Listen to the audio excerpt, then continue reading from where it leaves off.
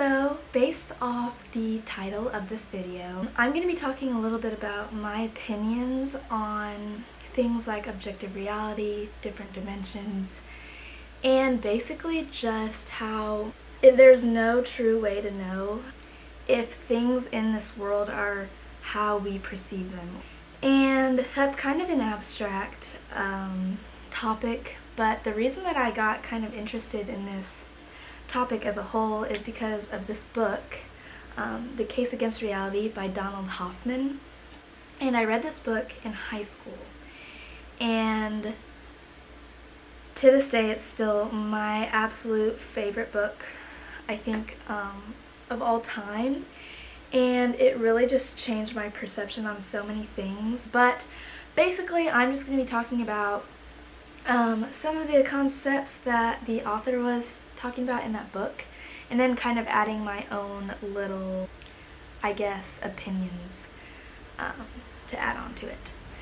So basically, in his book, he talked about two main concepts.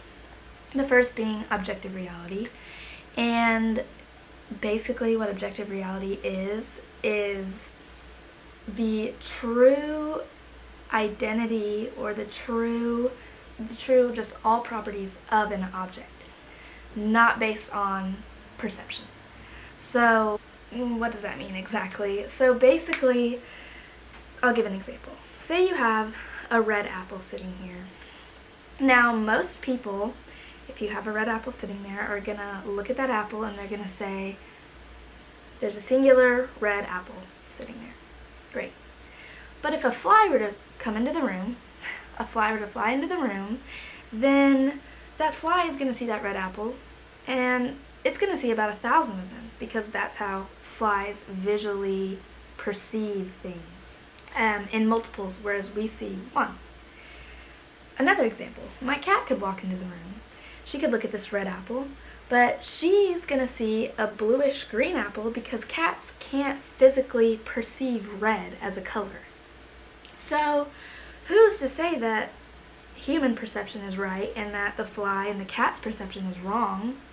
There's probably so many species out there that's going to look at that red apple and say, it's something about the red apple is different than how we perceive it, basically. So what is truly that red apple, basically? What is the objective reality of the red apple? Can we just say it is a singular red apple, how we see it? I mean, that's kind of, conceited to say that, well, human perception is correct.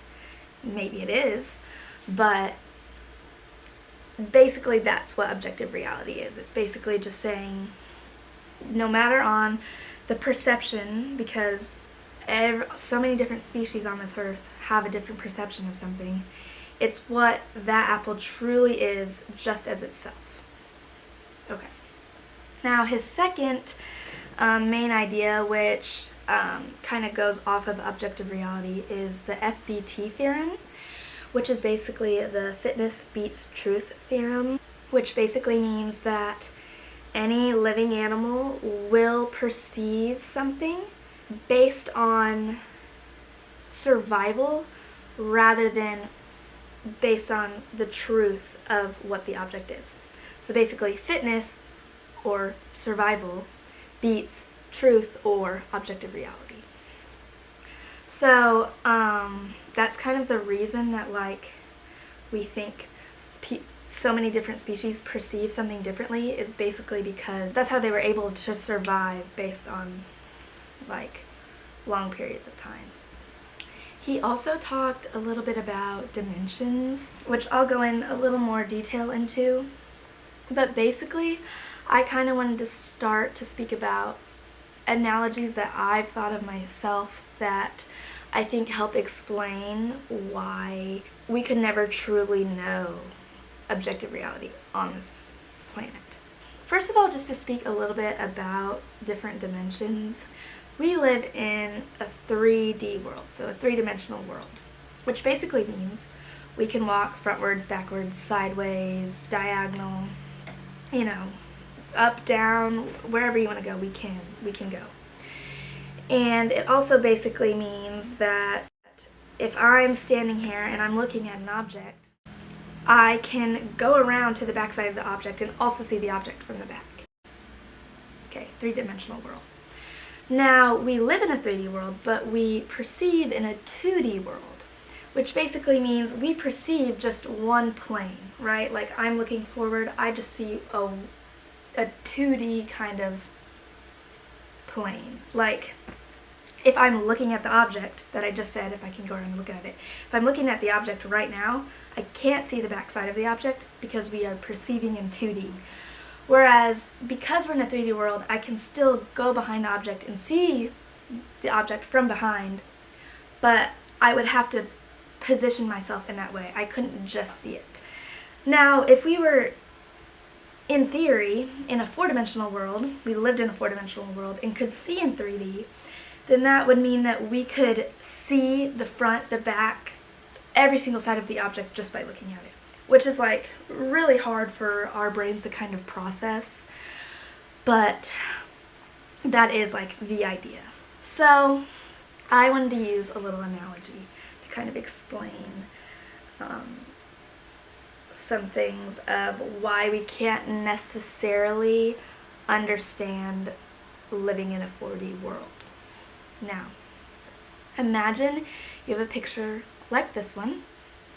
So you have a picture, it could be of a person, it could be of a flower, anything. And there's a glare on the picture, as you can see. And I'm sure we've all seen glares before on pictures. It's just like that yellowish white splotch. Really not a whole lot to it. So basically, let's say there's a picture of a flower on a wall. This picture, as you know, and you've always known, that it has a flower. Now, there's some times where you'll probably look at this picture and there will be a splotch on the picture, to the point where it is such a big splotch that you can't see that the actual picture is a flower, right? So you're looking at the wall, you see the picture, and all you see is a yellowish white splotch. That's all it technically looks like in that moment when you're looking at it. But you, as a person, know that there is a flower on the picture. You know that. And part of the reason you know that is because you can position your body to move, like you can move to the right, the left, wherever. You can move your body to remove the splotch where you can see the flower, you can see the picture, you can see what it is supposed to be, right? So, we as people in a 3D world understand that light is a concept. It can make glares, and we can position ourselves to move it so that there's no longer a glare there. Now, I want you to imagine a 2D world. A 2D world where people perceive in 1D, okay? This same picture, the same splotch. So you're in a 2D world. You see a picture on the wall. It has a light glare on it. So it's a picture of a flower. You can't see the flower because you can only see the glare. Well, unfortunately, you only live in a 2D world and you only perceive in a 1D world. So that means you can't position your body to remove that glare. You physically can't. You can't move in that way to remove the glare. So the person in that 2D world would always be left to believe that that picture was simply just a glare, just a splotch. They would never ever know that there was a flower on that picture, and they would never even, like, imagine if that was you. You would never even question that that wasn't just a yellowish, whitish picture. Like, you would never even question that there was something else on that picture because you've never seen anything else and you can't position yourself to see anything else. Because basically, as another analogy is saying, the yellowish, whitish splotch is how the person perceives that picture, but the objective reality of that picture would be a flower, like a picture of a flower. Now, as I said, we live in a 3D world where we could remove something like light, but that is the reason that we couldn't possibly imagine what isn't true in our 3D world. Because imagine if there was an entity that was equivalent to what light is in a 2D world. So people in a 2D world, they couldn't understand what light was. They couldn't understand what a glare was. They wouldn't have any reason to even question that that was a thing. So if something similar to light was in our 3D world, it's something that we wouldn't even question, that we can't possibly position ourselves to remove. So we wouldn't know that it's not even true. We wouldn't even know that it's not even a thing, because we can't position ourselves to move something like how the 2D people couldn't move the light, is basically what I'm trying to say. Because in a 4D world, and maybe in a 4D world, whatever that entity is in this world, you could see in a 4D world, but we don't live in a 4D world. So that's why you're probably saying, well, you know, objective reality, that's just like, that's a really abstract concept. But you don't know what in this world is, like I said, equivalent to what light is in a 2D world. Because again, we wouldn't even have a reason to question that, because you wouldn't know any different. Just as the people in the 2D world wouldn't know any different than just a whitish, yellowish splotch on what the picture was supposedly supposed to be a flower. So that was kind of a mouthful, but that's basically, like I said, my opinion. It can really only be my opinion, because there's no true way of proving anything. There's no true way of proving that there is an entity that's equivalent to light in this world, and that we don't truly see objective reality. So yeah, I mean, if we were able to prove it, then that would be like a life-changing, world-changing, honestly, thing. But yeah, that was just my favorite book, so I kind of wanted to share like what he was saying and the whole glare analogy that I thought of.